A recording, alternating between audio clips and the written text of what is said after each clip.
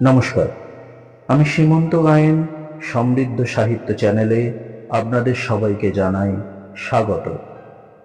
কিছুদিন হলো আমরা সবেমাত্র পার করে এসেছি বিশ্বকবি রবীন্দ্রনাথ ঠাকুরের জন্মতিথি 25শে বৈশাখ।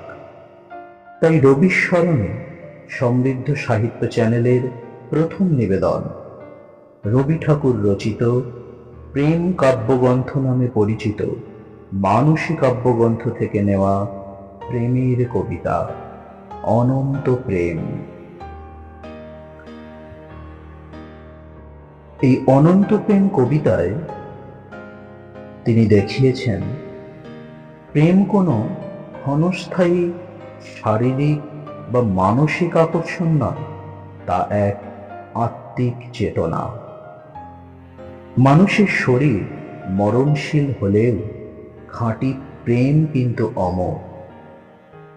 সেই সৃষ্টির শুরু থেকে আজও পর্যন্ত প্রেমের যে ধারা বহমান হয়ে চলেছে, কবি ও তার পিয়া যেন সেই অনন্ত ধারারই অংশ। সহজ কথায় এই কবিতাটি হল ঈশ্বরের সৃষ্টিতে ভালোবাসার যে চিরন্তন স্থায়িত্ব, তার প্রতি কবির এক অপূর্ব কাব্যিক শ্রদ্ধাঞ্জলি। চলুন শুরু করা যাক কবিতা অনন্ত প্রেম। তোমারই যেন ভালোবাসিয়াছি শতরূপে শতবার, জনমে জনমে যুগে যুগে অনিবার। চিরকাল ধরে মুগ্ধ হৃদয় গাঁথিয়াছে গীতহার, কত রূপ ধরে পড়েছ গলায় নিয়েছ সে উপহার। জনমে জনমে যুগে যুগে অনিবার। যত শুনি সেই অতীত কাহিনী, প্রাচীন প্রেমের ব্যথা, অতি পুরাতন বিরহ মিলন কথা। অসীম অতীতে চাহিতে চাহিতে দেখা দেয় অবশেষে, কালের তিমির রজনী ভেদিয়া তোমারই মূরতি এসে। চিরস্মৃতিময়ী ধ্রুব তারকার বেশে আমরা দুজনে ভাসিয়া এসেছি যুগল প্রেমের স্রোতে, অনাদিকালের হৃদয় উৎস হতে।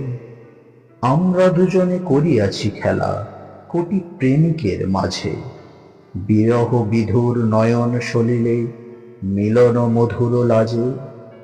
পুরাতন প্রেম নিত্য নতুন সাজে, আজি সেই চির দিবসের প্রেম অবসান লোভিয়াছে।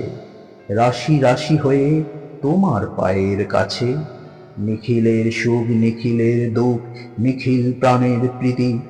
একটি প্রেমের মাঝারে মিশেছে সকল প্রেমের স্মৃতি, সকল কালের সকল কবির গীতি। ধন্যবাদ। আপনারা শুনছিলেন রবীন্দ্রনাথ ঠাকুর রচিত কবিতা অনন্ত প্রেম। উপস্থাপনাটি ভালো লাগলে অবশ্যই চ্যানেলটি সাবস্ক্রাইব করে রাখবেন। ফিরে আসবো পরের নিবেদন নিয়ে। নমস্কার।